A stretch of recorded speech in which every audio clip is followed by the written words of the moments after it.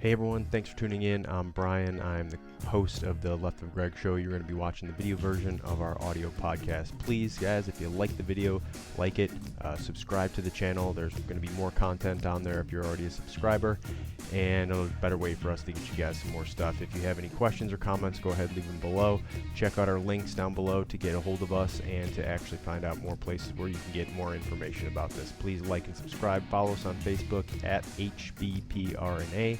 Remember, all these cases that we discuss and all these discussions that we have are through the lenses of what we call human behavior, pattern recognition, and analysis. So please like it, share it, tell your friends about it, and we hope you enjoy the show. Thanks. Are we both this tired? It's been a long week. I don't know. That phone call That's our yesterday was beginning. draining. Yeah. Oh yeah. Well, just so you know, this is it, folks. This is as good as it gets. You've shown up. No. The show is already in progress. So we're just going to get started then Yes. about everything you're not hearing about during this pandemic, right? So today, Exactly. our COVID-19 talk, and it's just for everyone listening, it's Friday, April 10th when I'm recording this. We're going to discuss the things that have been going on that you have been hearing about in the news, which are just, obviously there's plenty of it. We're just going to hit a few of them. So Greg, I'm going to go ahead and start. Please do. We'll start, and remember, I'm wearing the Aloha Friday attire today, but on Tuesday, March 31st, so this is a couple weeks ago, if you're listening to it, train engineer Eduardo Moreno drove a locomotive at full speed off the end of the rail tracks at the Port of Los Angeles near the USNS Mercy hospital ship, so the Navy hospital ship that had showed up there in LA.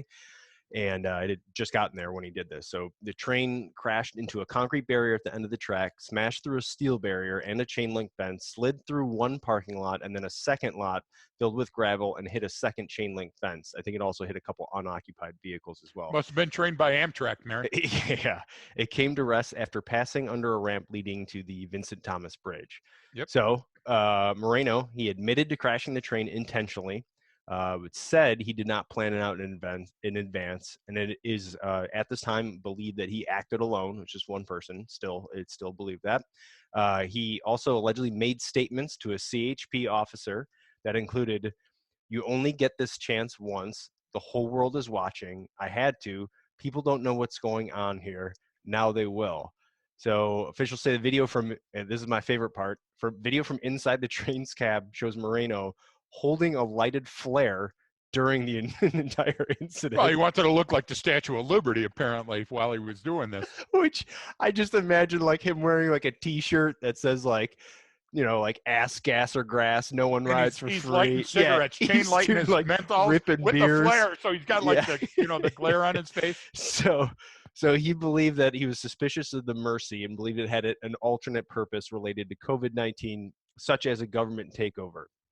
So Moreno's, which is how you would do it. which exactly. Very slowly with an old World War II ship. Very slowly, a little bit at a time. That's the best way to launch a surprise attack, folks.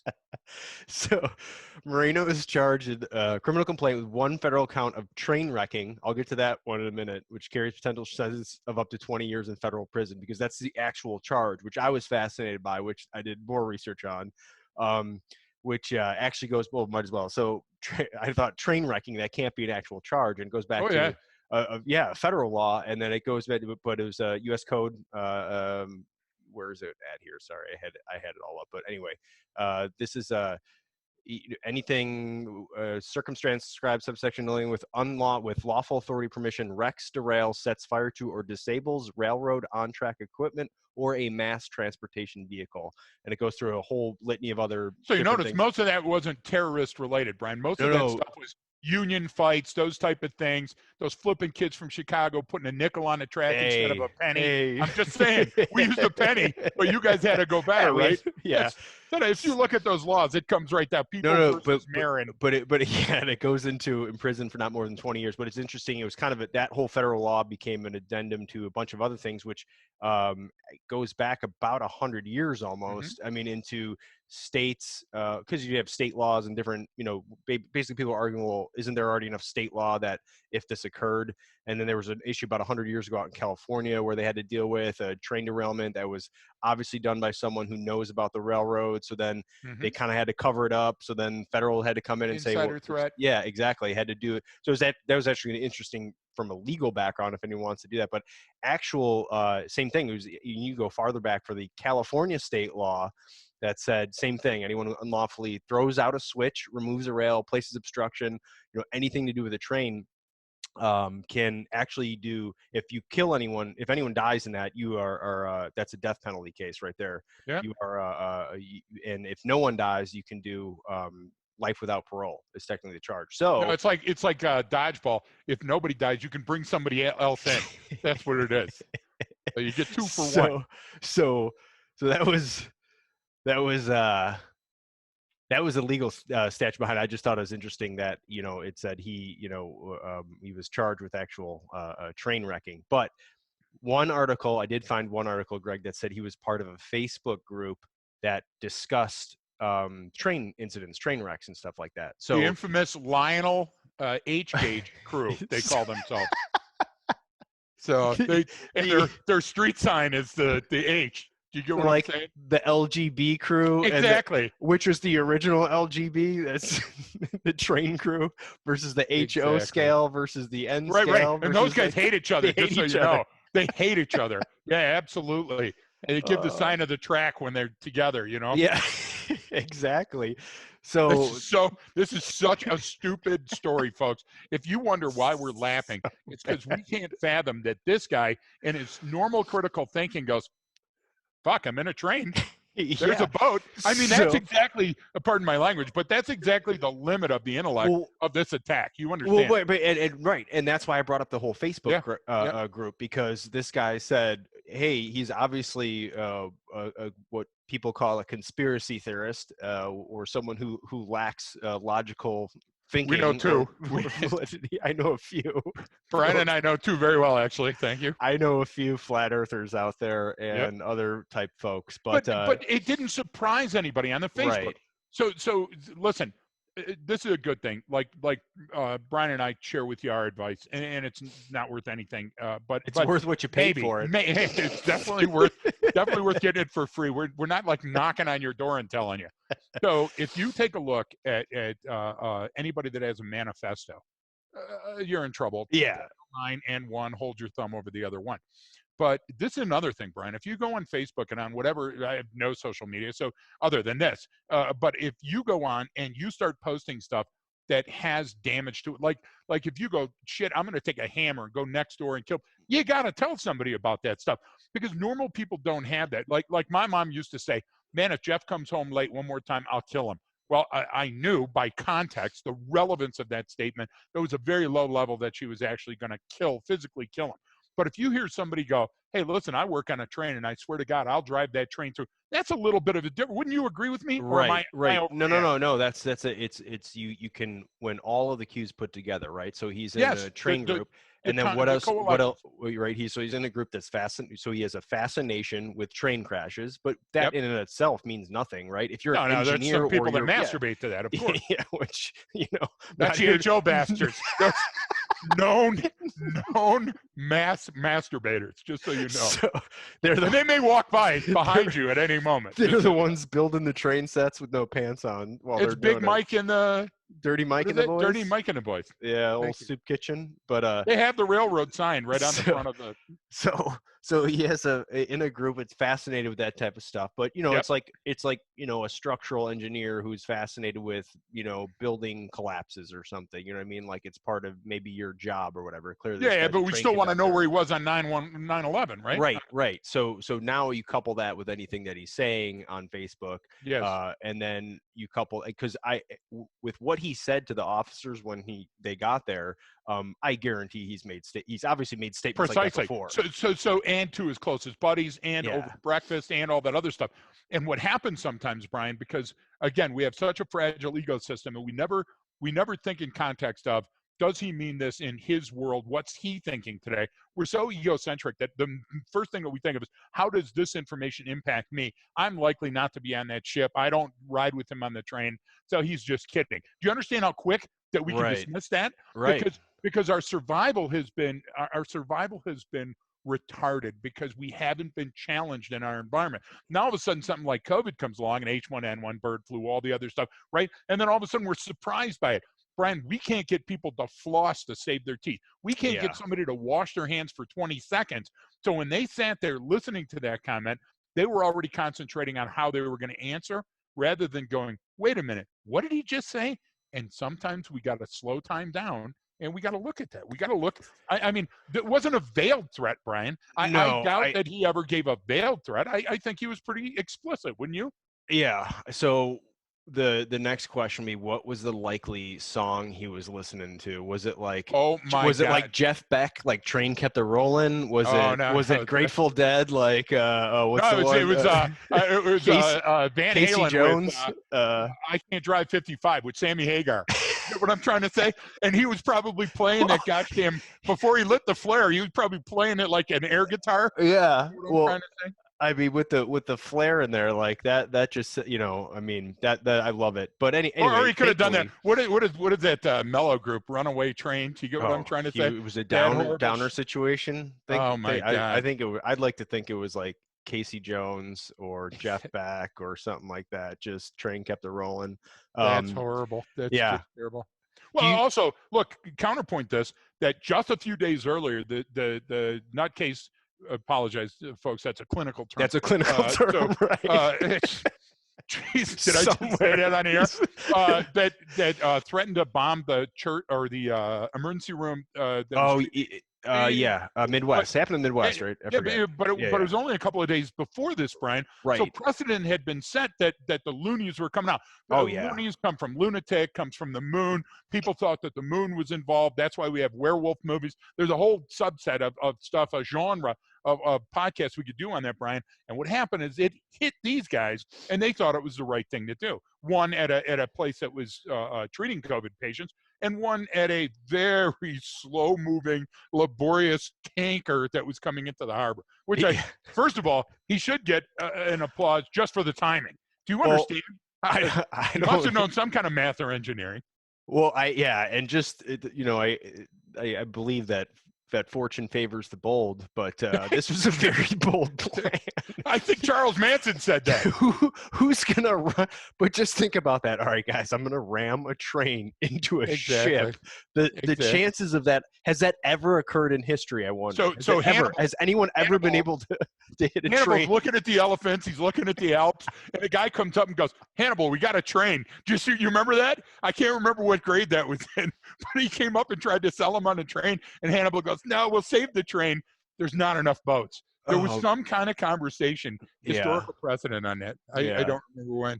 It was called California versus the James Gang or something. And I don't mean the James Gang that does the music. I mean Cassidy, Cole Younger, those guys, you know. Yeah. So that was that was I think like you just said, right now the FCC is typing, "Dear Arcadia Cagnarati."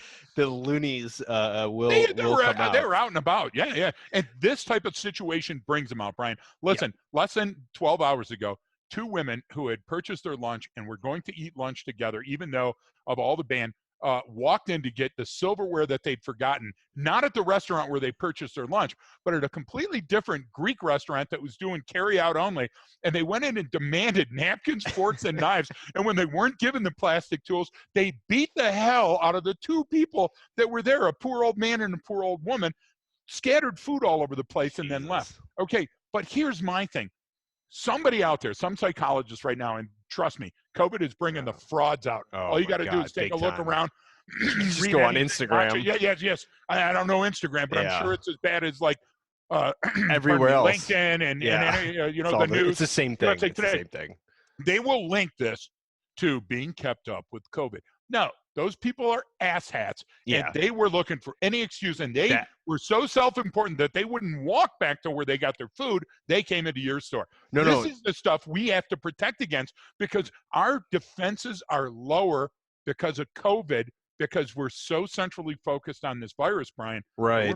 We're missing the peripheral. We're too down and in. We're not looking up and out. But they just Precisely. said it's this, which your clinical term, this brings the loonies out, the nuts, Yep. right. But it does, because this now sets up a situation where they go, see, I told you, I was right. 5 years. Exactly. They were gonna they're gonna lock. They're gonna keep us cooped up. Then they're gonna take our guns. Then they're gonna next do I'm this. Gonna wear my hat and it's going to have the tinfoil inside. Yeah, so it's, if you already are thinking that way, this confirms your illogical fears and suspicions and lack of well, I love the people posting, this is, viruses are just a theory. I was like, do you understand the definition of what a theory is? Okay, so a good friend of ours, Brian, that's still manning telephones, and a person called and said, hey, listen, during the conversation, which was an aggressive conversation anyway. And what do I mean by aggressive conversation? If you are on the phone with somebody, you can actually tell if they got a chip on their shoulder. They're just waiting for an opportunity to lash out. You know, they're angry. They're just angry. Don't drive angry. And so during the end of this brief conversation about, I can't do anything for you, everything's closed, and remind me about the tension around here lately. And all of a sudden, the person says, well, as soon as this is over, we'll go back to normal and I'll call you. And it was like, it's a virus. It's never going away. Now that it's here, it's going to be here forever.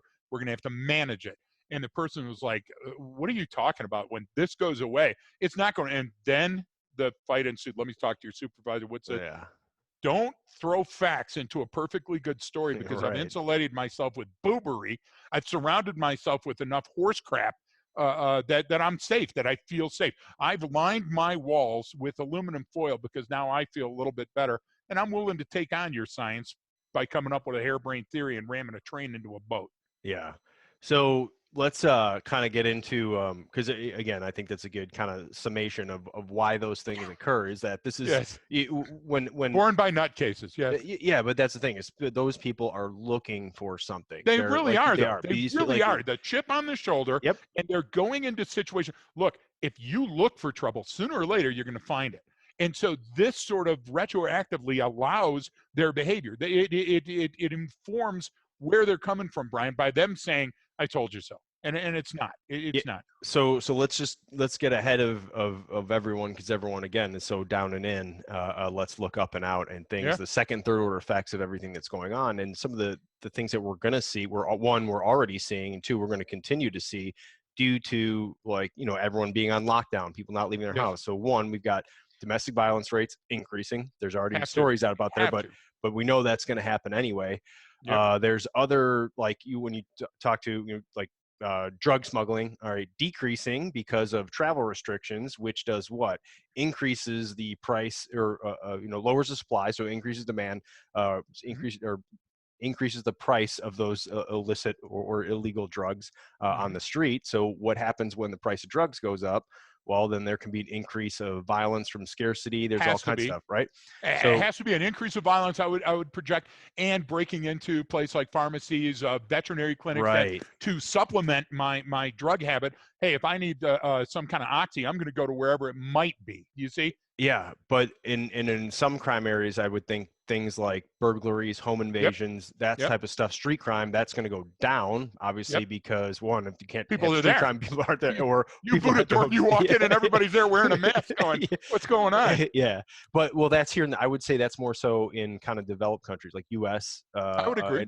I think in poorer countries, because of what's going on, I think there might be more, because people have less, they have less access to care, they have less so you're actually might be more likely to get robbed because your neighbor doesn't have a job and they're just going to come and steal from you. But I think so it might affect things differently, but just another different way to look at it. Second, third order effects too. There's big national ones. Our buddies back in the Gulf, Saudi Arabia announced a ceasefire in the war against Yemen, starting a couple days ago, I think. But that's been going on for 5 years, which somehow lines up with the time that we were spending over there. But so that 150 members of the Saudi royal family, everything, exactly. And poor Newman is right there. Shout out to RP. Gunny of Arabia is right there, like this, every once in a while, probably at the Vanel, peeking looking out. over the what wall. Exactly. And you can tell only God. because there's no hair in this general area, folks. Interesting one I found, Greg. Seismologists have been able to hear the Earth's natural vibrations more. That's kind of cool. They could do it if they were here after any meal. They could do it just by hooking their test cathode rays or whatever it is to my chair. So because there's less movement, less cars on the road, less vehicles, less everything. Well, they said the smog cleared up in L.A. LA, that's a big one. So do me a favor, look over your shoulder. What's the sky look like where you're at? Well, right now it's been pissing raining here for a few days. So, but yeah, up in LA, it looks like it dried up though, from what I'm seeing. Folks, if you haven't watched the YouTube version, it adds a whole new you're level. Missing right. Well, there's two reasons though, Brian. Hold on, just one space right here, a little spiral. Scientifically, folks, you have to understand that the reason we work so hard in class and on the podcast and doing the lessons learned to get you to zoom in and see it on YouTube and these other social formats is because visual to remember and see something is much better than audio. Now, we don't want you to tune out of audio. Of course, you can do that. But listen, you got to sometimes see it to be it and to remember it. Well, and for communication. Much more important. For communication. I mean, technically, simply audio, for like you can, but for memory as well. Yeah. It's because we're putting something on. I don't want people to get confused with like when you like reading a book versus listening to the book. It's the same thing. Or actually, people say actually listening, if it's just word, you might actually pick up more because writing and reading has only been around 10, 20,000 years versus you've been hearing everything before that. But when we're putting it on a visual format, having that conversation, how much, communication is considered nonverbal, not the words. I mean, it's depending on what you read, 70, 80, 90% sometimes. And you have to remember, everybody that's listening, when you see an image, when Brian and I host a photo, when we put something up, the pixels go to your brain and your entire back of your head is your visual field, and it makes a more robust memory. It makes you remember. Look, we're looking for order and cast. That's why somebody called you and said, Jesus is on my piece of toast, because we see a face on Mars. We see those things constantly around us because our brain is constantly trying to make order out of the chaos, and that's where pattern recognition comes in. So every once in a while, a joke is missed because we're doing some ridiculous sight gag. But further, if you're going to try to remember something, make sure you look at it, see it, smell it, taste it, read it, feel it. The more senses involved, the better your memory is going to get. Sorry, I digress. No, it's we'll continue with the what else has been happening due to the COVID response. Found an interesting one. Demand for jigsaw puzzles is surging. Okay, now do you remember the Irish jigsaw famine of 1938? Second only to the Dutch wooden shoe famine and the jigsaw famine were, I don't know if they were related, Brian, because I haven't been to the Netherlands often. But those things, it's coming back.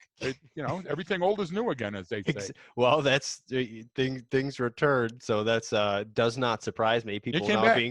People now being cooped up. It just had a good point. I was talking to someone who's a jigsaw. If you've never used a jigsaw, it looks like that's a character from the movie Saw, right? Yeah, exactly. Haven't seen that, thank God. But it's a very fine blade that allows you with the handle while you're sawing into the wood to make these turns and everything. So thank God, because there was a couple of jigsaw guys that were about to go under, Brian. I'm just telling you. So this brought him back. This brought him from the brink of ruin. Silver lining exactly to the cloud, but people are cooped up. I actually just had an interesting conversation with someone we're going to have on the pod next week. It'll be a good one. But he actually brought up a good point. He said, imagine thinking back to when we were kids, if we had to stay home cooped up like this. We didn't have any of this technology. We didn't have the type of toy. Like you just like, one, the house where I lived, the house probably would have been burnt down. My parents would have killed me. Oh, yeah. But you know what I mean? It would have been less kids. House, no, you're right. It would have been completely insane. It would have been a lot more. No. Okay, so what's the guy, Steve McQueen? He's in the jail cell bouncing the ball. Yeah, that was the Great Escape. I say that would be us. Yeah, that would be us. We would be doing that until we would be playing pitchback in the kitchen until Mom punched one of us. And you with your brothers, you'd have tunnels. There'd be Tom, Dick, and Harry, and exactly. You'd be exactly. And Mom would wake up every day to try to find us. You know what I'm saying? It would be like a bad version of Hogan Heroes. Exactly. With a lot more domestic violence. Yeah, I was gonna say a less funny version of Hogan's Heroes. Exactly, with more bruises. But another interesting one. obviously, of course, less traffic jams. Average speeds for trucks during rush hour between 5 and 6 p.m. Yep. on major highways. I thought that was pretty interesting. I mean, A guy seems wrote obvious, but Atlanta, an increase of 290% of the average speed. A guy wrote in California, and I know you saw that because we usually read the same news feeds to glean some factoids to divulge certain things. And the guy said that a trip that took him an hour and 40 minutes now took him 33 minutes. Yeah. Listen to the hundreds of millions of dollars of savings that's going to bring. But by the same token, Brian, and you know that I had the conversation with Germany here, and Christian Fleischmann, shout out to Christian. It's a motorcycle and cars on the Autobahn. His job is to go out there and risk his life on the Autobahn to slow things down and to prevent traffic accidents. And we talked about something that I would project.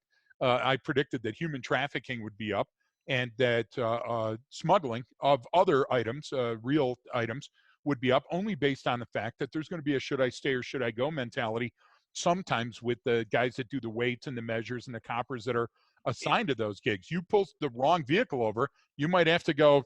Well, yeah, today. and here's where that would, I think it would come in. One, there are travel restrictions, so that's why Yes. things like smuggling and stuff, it's going to be more difficult. Okay, so that'll offset it. Or huge on a grand scale. But big train loads, big but semi. here's where I would get at that. So that might offset it, meaning, hey, that might limit the amount of smuggling. But then what you just brought up is a great point that people don't look at, is that, well, how has this changed law enforcement response and criminal justice to where they're less focused on that? So it might be actually maybe less. Let's say there's a less amount of drugs coming across the border, but maybe they're more, the rate of success of them getting across is higher. You get what I'm saying? So maybe they offset each other. Maybe they offset each other. Maybe it's still the exactly. same. And we won't know for 6 months or a year. Or a year. But listen, I still predict it, because let me ask you this, Brian. You remember the two transit cops that wrestled with the guy that jumped over the in tracks, Chicago? and then it's a scrum and it's a spray and it's a taser and it's a shooting. Yeah.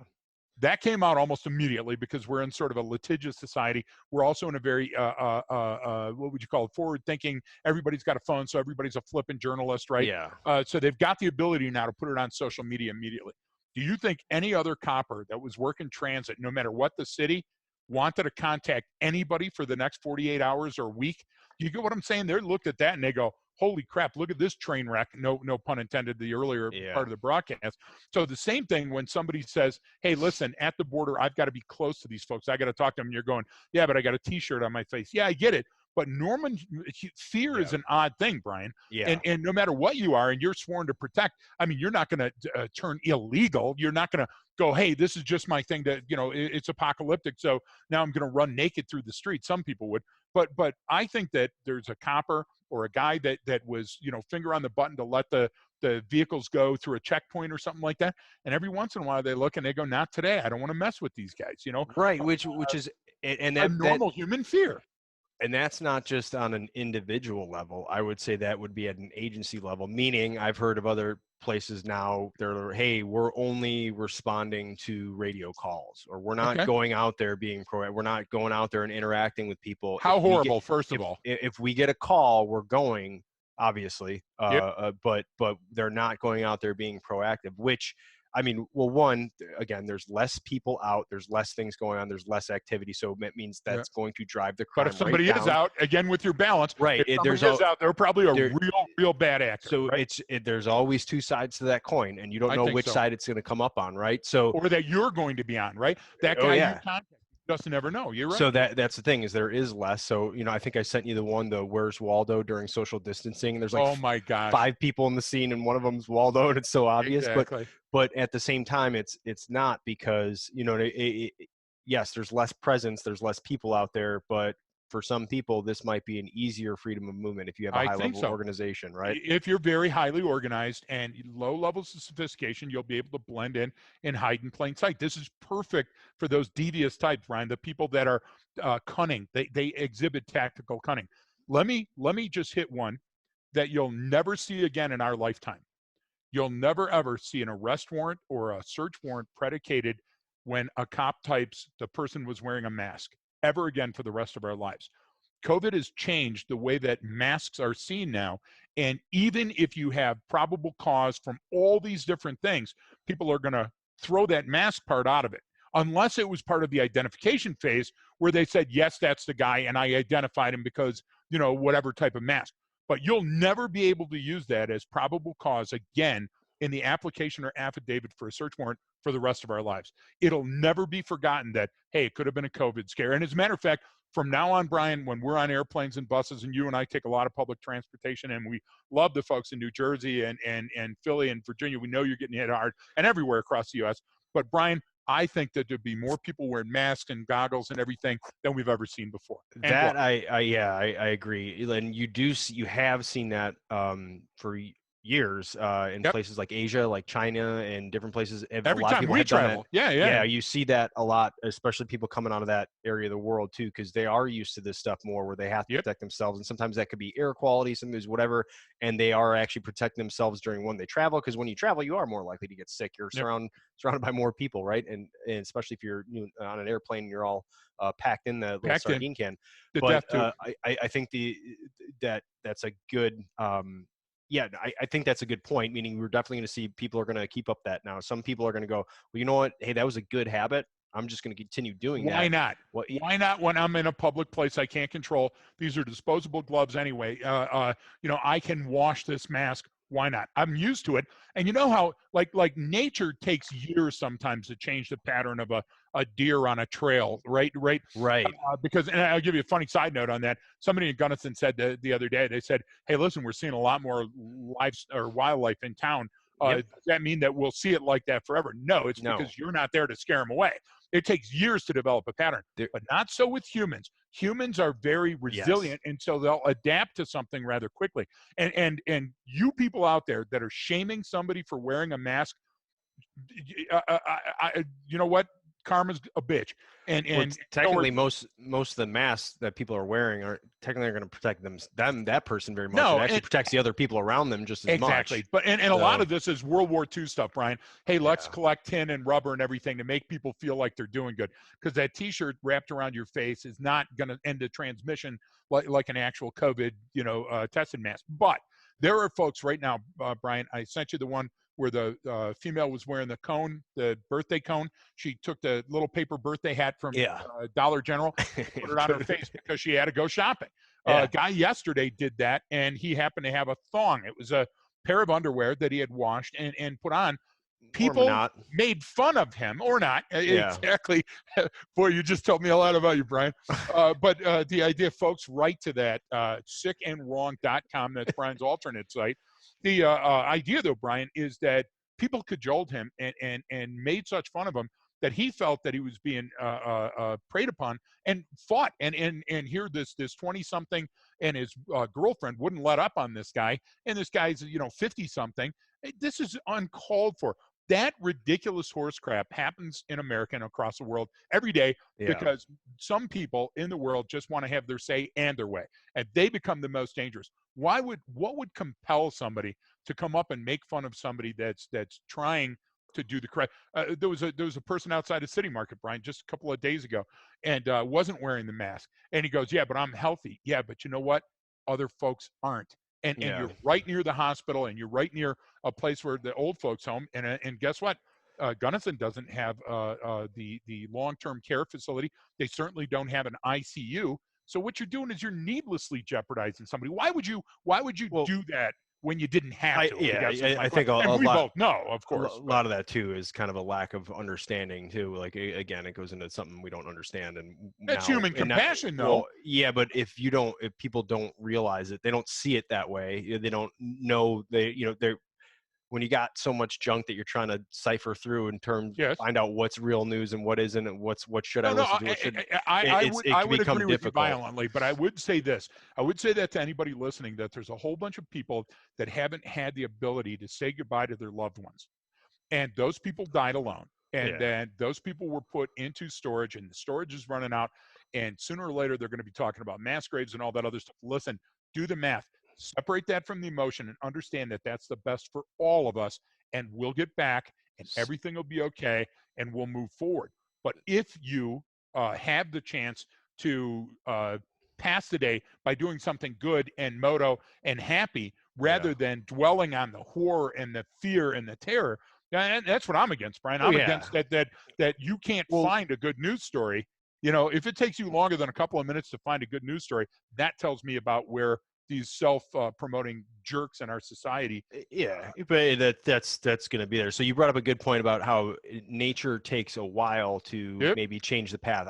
That's perfect. But humans come in, we build stuff, and humans can develop habits and patterns much quicker. And then once we do, man, it's really hard to break them, right? So very hard. So whatever everyone's doing right now, while you're at home, and if you're letting things go now, that's gonna be wicked hard to get back on program. So if you stop now, but here's what I want to get to, because there was a great photo of a coyote walking down Michigan Avenue in Chicago, and it's because it's empty and it's just cruising along there, which is hilarious. And then people started adding to it, and they photoshopped like the mirror with the Roadrunner in it. You know what I mean? Like, so it was just hilarious. Little memes came out of it. But that's a good point. They're going to come back, right? Nature always is going to take over, right? They can slowly come back, but as soon as humans start coming back, they're going to stay away. They're going to go back to where they need to. But humans, on the other hand, what is all this being cooped up? What is all this change? Because there's huge economic changes, there's huge business changes that are happening, and now people are, maybe this is the moment that going forward, like there's a lot of businesses that are going to go, hey, you know what?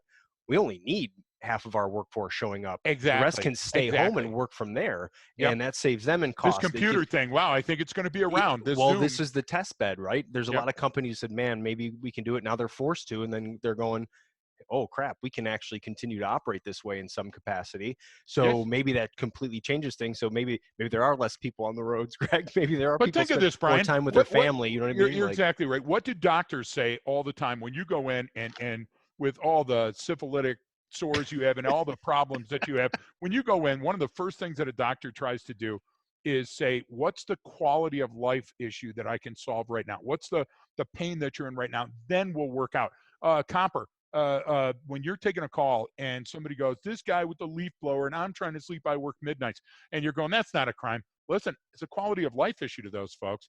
And you going out there and trying to come up with a solution, that's what communities do. You see what I'm saying? So if we're good at those skills, Brian, we're going to survive. The animal kingdom, funny side note on the animal kingdom, is there's Highway 70 that goes through Colorado east to west. And then there's a little highway that goes up through Bond and then up the old Stagecoach Reservoir and then into Routt County to Steamboat Springs. And they nicknamed that the Leather Highway. And the reason that they nicknamed that the Leather Highway is that even though we came in and put in a train and put in roads and put in all these other things, the animals, specifically the elk migration route, had been there for hundreds of thousands of years, if not millions of years. So every single year, these vehicles are impacting with these animals, and they're putting up bigger and bigger fence and setting them back further. And the people that are hitting these animals going, why is this? What do you mean, why is this? The animal's brain is the size of your clicker, and it's been conditioned that this is my migration route from food to food. When I'm breeding, this is safe, and it can't break the habit. Whereas humans are always thinking about, what can I do for me right now? What is going to impact my life today that I can flip and change? Look at how quickly all these wonderful pundits on, and I hate to bash LinkedIn, I just don't understand it, but all these people that are coming out with this horse crap motto, one after the other after the other. How are you feeling today? What's the thing that you did?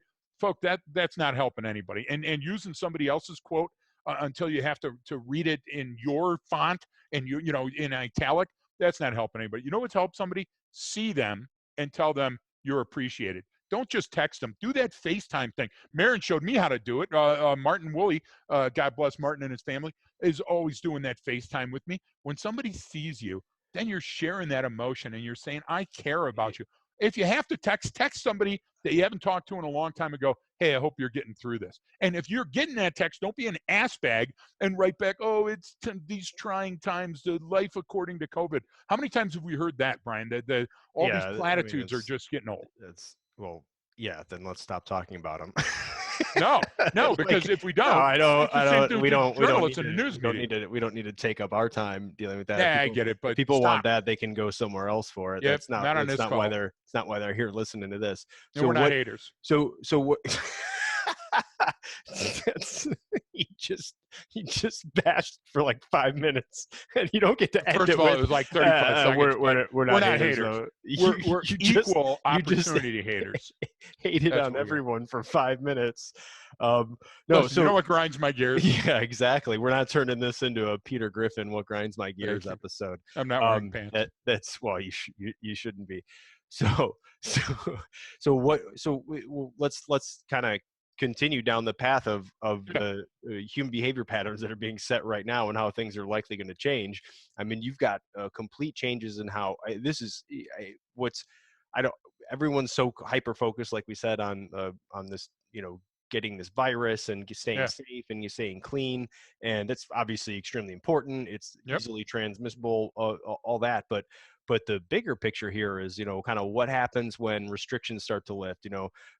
People start, when we go back out, do people stop shaking hands now? Do we start exactly? Is that going to catch on? What's going to catch on? What do you think is going to stick? And what do you think is going to fall back? Because we're always going to fall back on what we know, right? Depending on how long we've made those changes. But we're also lazy. We're also lazy. So horribly lazy. Now that we found out that we can order food in a number of methods and just walk by the front of the store and the person comes out and hands us to it, that becomes, I hate to use the term, but that becomes a new normal. Well, that's what I want to get at, the real new normal, like that, because those are the big changes that I think are going to happen. I mean, we already discussed, companies are now realizing how much they could probably still do from home. Which will allow people to spend more time with their families, less time on the roads driving in, which means less cars, which means that then now for everyone else who still has to go into work, hey, that's an extra 15 minutes they have at the beginning and end of each day because there's less vehicles on the roads, there's less traffic, all that stuff. Now, hey, that restaurant that didn't do takeout before but had to learn now, and everyone loves it, and they came up with something, now that's their new thing. Maybe that's what more people do now, and they learn to eat at home.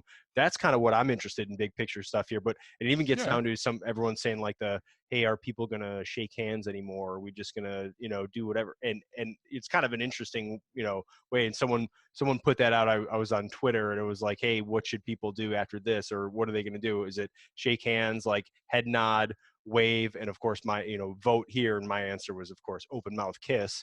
There you go. Which is at one end of the scale, and the other is hacky sack kick. You get what I'm trying to say? That was on that list. I saw. Apparently, everyone else was taking that poll seriously. I wasn't, so sorry about that for everyone who hated on me for that. But those are so what else do you see? Do you think, because all of those little daily habits that become routine, if it goes long enough, and it's already there, I think we're already almost at that point where everyone has new habits. It's been a few weeks, so they're not going to go back, right? No, the simple answer, Brian, they're not going to go back. And if they do go back, it's not going to be all the way. It's not going to be a pendulum swing back. It's going to be a gradual, incremental, and then 10 years from now, we'll laugh at this podcast, let's say. If we're hopefully still here. Exactly. Not too sure about you. Definitely I won't be here, but I'll have a mannequin, a robot by then, an avatar. Maybe I'll have a bigger dumpster. I don't know. Exactly. And you are, in fact, the dumpster fire. But listen, the age of entitlement is over. And I think people are starting to see that, because things that they thought, give a perfect example, Crested Butte, Gunnison, and this area is a beautiful recreational mecca, Brian. Yeah. And people aren't able to go out and enjoy that because they're getting too close to each other. So they've tried to modify that, right? But you have the issue of second and third homeowners. So these absentee homeowners that live in many times Texas, because of the way Colorado is situated with Texas and it's so damn hot, but all over the West. And I'm sure some people from the East, they want to come up and go to their second or third home because they don't want to be in Dallas. They don't want to be in Houston, wherever. And they want to be away from the people. And now guess what? The restriction says no. The restriction said, no, thou shalt not. And as a matter of fact, it's illegal to do that. So the Texas Attorney General's office is contacting Colorado, and there's all this litigation. Listen, nobody imagined that their bungalow in the woods where they were going to escape to during the Zombie would be out of their reach. And a lot of people figured out now, Brian, that I waited too long. I waited too long to blank. Yep. That's where stockpiling comes from. I waited too long. That's where training and education come in. I'm now going to buy a gun. I'm going to, well, what are you going to do? Do virtual training on that gun because everything is closed. So I think it's positive change will stick around where people will now take it more Do you remember having a root cellar? I know my family did. We Yeah. would call it the Michigan basement, where we would keep the fruits and the vegetables, and people would jar. I think Yeah, for people us it should was go just back to that. it was just extra alcohol, but yeah. Yeah, exactly. With you guys were bootlegging the liquor out of the, what did you call that, Jimmy Mash or whatever? Remember your dad used to make it in the toilet? You know, like the people did Bruno, Applejack. yeah, Exactly. Applejack. Applejack. And So but think about that. People are going to be doing a lot more than that. And also people aren't going to let things run out. People from now on are going to stockpile ridiculous items. So even shopping is going to be different. Shopping is not going to be the leisurely look around, all that other right. stuff. It's going to be go in, get the items on this list, and go. People that have never stockpiled anything before in the future are going to start stockpiling. Certain things have become more important and need more focus. Well, that's why these things kind of take us back to, right? Stuff like this comes along all the time. Now, how severe it is not, right? So we have like 9/11 happened that affected everyone in our country, but since then we haven't had anything that affects everyone. Even the aftermath of 9/11 really only affected people who served. You know what I mean? Like there was there's now we're all in it or together. The immediate families of those that died, or the firemen that felt a protracted illness. Right. Exactly. But in some form, but right, now, but not anymore on the global or not like previous wars where there was a draft or you had to help out on the home front and everything you did had to be for an effort. And now we all have to do this. We're in this together. Or as my old man likes to say, no, we're not in this together. We're all in this at the same time. There you go. Because I think that's actually a great that should have been a tagline on this pod. That should have been the opening volume. Maybe it will be, but the idea is not everyone's in this together. Meaning not everyone's in for the fight and wants to help out. So we're all in this at the same time. Let me go at something here that's going to alienate. Well, they're not in our audience base anyway, because I know all 7 people that are. But listen, there's a kid right now that's going to be graduating from insert high school, college, whatever else. And that's a huge moment in a person's life. Yeah. And they're going, I don't get to attend my commencement ceremony. Yeah. I would tell them, stop, use your advanced critical thinking skills. You will always and forever be known as those high school kids that missed graduation. So forever, people are going to be raining gifts on you. Oprah's going to have the free car giveaway. That other female is going to say, look under your chair. They're going to graduate. You're going to this. No, you're exactly right. What's going to happen 10 years from now? Everyone's going to do that TV special where they're going to have the high school back. They're going to have the high school back and do it. They're going to do a high school graduation 10 years later. I guarantee. I believe that. Yeah. And I've been telling everybody that'll listen, which is the chipmunk the wasps that I'm feeding in my backyard and yelling at Lanny. The mule deer that are like walking by. And he's yelling, you bastard, and I yell down at him, that the old, drunken miner. But the idea that like a mine, someone who works in a mine. It works in a mine with the scruffy beard and a hard hat. That's all he wears these days, and spits tobacco. But the idea, Brian, is that those folks that are disenfranchised now absolutely believe that this is the end of the world. That's that entitlement thing again. It's going to be okay. Listen, I'll tell you something that made me cry last night. Our dear friend, Mike Consigliere, won't call him out on the air. His wife is at the epicenter down in Detroit, which is getting hard hit. God bless Detroit. Detroit always bounces back. And she hasn't been able to kiss her kids for 2 months because she's I just can't. You know what I'm saying? Yeah. That's the real hurt, Brian. And they'll never get that back. People that are in the call center 10 hours a day, and they're coming back with all that stress. And they're volunteers, Brian. They weren't voluntold to take charge of this. Yeah. That's the people that aren't ever going to get this time back. What are they going to do? Give them days off? Do you understand what I'm trying to say? So don't look at it from that. You'll never get that exactly the way it once was. It's the Mr. Rogers quote, right? When he was a kid and his mom told him, like, look, in these scary times, look for the leaders, look for the helpers, look for the people that are out there doing stuff, not the influencers, right? But that's. Those are obviously there's the folks on the front lines, and you and I and every minute minute of of listeners every day know a lot of those people or are a lot of those. We used people. to be those people. Yeah. So it's weird not being a non-essential, right? I mean, when does that ever happen? We've always had some position where we were essential or we were part of the fight. So yeah. So shout out to obviously a lot of our listeners who are actually everybody. Thank you so much in the fight. But I just kind of want to hit on some of those things that are going to change going forward. So my thing is if you didn't do it now during this time, you're probably not going to do it not going to do later. it. Well, there are people that, Brian, there's only 2 markets in town. So you got a choice of going to City Market or going to Safeway. And both of them have taken to putting on the floor these huge signs, stand here, stay the line. Yeah. Now the 1 cart went to 2 carts, and now the aisles only go one way, and all that.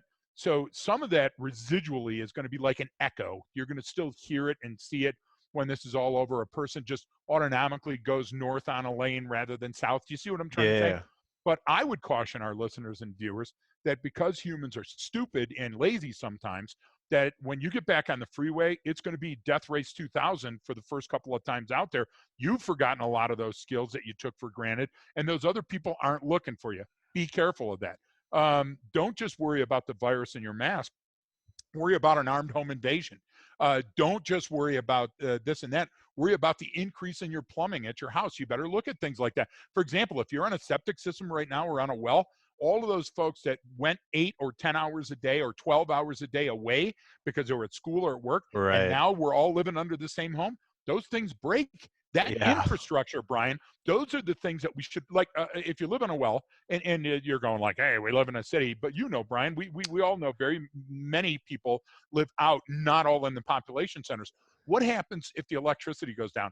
Do you have a remote well pump that you can put on there? Well, gravity feed? I'm just saying, maybe the Amish got some of that right. Not all the Amish. There's a couple of bastards. A couple of bastard Amish people. You know who you are. And the weird beards. But I use Honest Amish beard cream in mine because who knows beards better than the Amish. Oh yeah. So, and Top Knot's getting there, just so you know. So no, but that brings up a few things, but one of them being that I talked to a buddy about this because I was interested a couple of weeks ago about because he's in construction, and I was like, well, is the construction industry still going? Because I feel like now's the time to really get cracking on a few things. Yes. And I know one of the stories he said out of Vegas, one of the companies that I think they were redoing part of the Vegas Strip.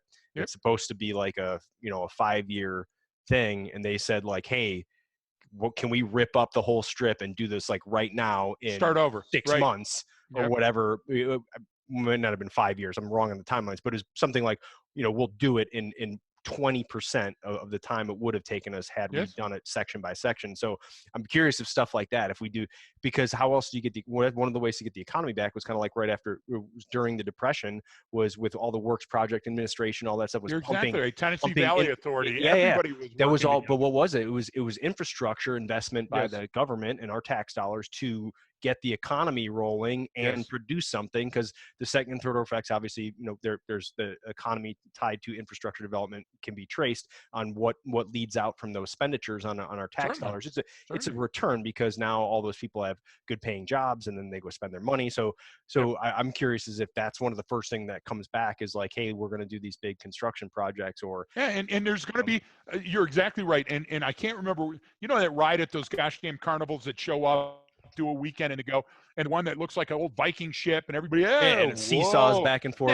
Whatever that's called. That's the type of economy that we've always had, right? And so now how much it swings depends, but it's always going back and forth, right? So I don't know if you'll remember this, but when I was growing up, we had civil defense shelters all over the place, and there were residuals from two things. One, World War II. We learned bombings aren't fun, and then two, the Cold War, when 90 miles from our border, there were missile sites and people were afraid. So in East Detroit High School, in the basement of East Detroit High School, because we went down there often for the different clubs and stuff that I was involved in, they had civil defense food and civil defense water and civil defense helmets that looked like the old British early doughboy helmets. And there was markers on buildings. This is fallout where you shelter, go when the fallout. We have since forgot about that, right, Brian? And it's archaic. Maybe it's in a movie here or there, or somebody writes about it in a thriller, but we've forgotten about that. That's what we're going to find here too. We're going to find that there's some throwback to that. The ventilator situation, the care situation, the care of our elderly, how we deliver food, the processes of personal hygiene. I think those type of products are always now going to be in the forefront of our mind, at least for our generation. Wouldn't you agree? Well, we talk like about hand sanitizer and stuff. We talk about lessons learned, and so are we like we did after 9/11? Is there ever going to likely be another 9/11 type attack on us? Probably not going to be able to pull something off like that ever again. Highly unlikely. right? Because we instituted so many policies, but not to go down that rabbit hole, but the idea is now, what do we learn from this? But and do we have the generation now, like again, you it's just not a like conspiracy. no, but like you just said, like you have a generation now of those folks who they're going to go the rest of their life like, hey, I didn't have a high school graduation because I was on shelter in place and I couldn't do that. So now do they take those lessons learned forward? Yeah, I'm hearing you. I apologize. It was just a spike in the internet on my side. Yeah, me too. And there's another thing, Brian. I think people are going to do with Zoom every week now because they cherish life, and they saw how quickly we could lose something. And that's what's accounting for, Brian, us going in that freeze mode once in a while, is many more people are at home on a Friday talking to their loved ones. You know, I say that next time that we're on a 5.5-hour phone call, we pick something funny that's going on and we use that to take a drink or, you know, whatever other thing that you abuse. I'm sure your kit's laying behind you by the dumpster somewhere there. You have a plethora of things that you abuse. I'm sure. I got a warm 18 pack of Bush Heavy back behind the dumpster here. That would have made that call go good. Much better. Brian's motto, folks: one can at a time. Yeah, exactly. All right. Well, I think that's I got that delay again. Yeah, somebody's telling us that we better stop. Yeah, it's a good time to wrap up the call here. So I think that's I think that's a good point to end on, unless you've got anything else to add. Solar flares, avoid them. Wear your sunscreen, folks. Hey, we're all going to get through this together, or we're all going to get through this. You decide. All right. Don't forget, everyone, training changes behavior.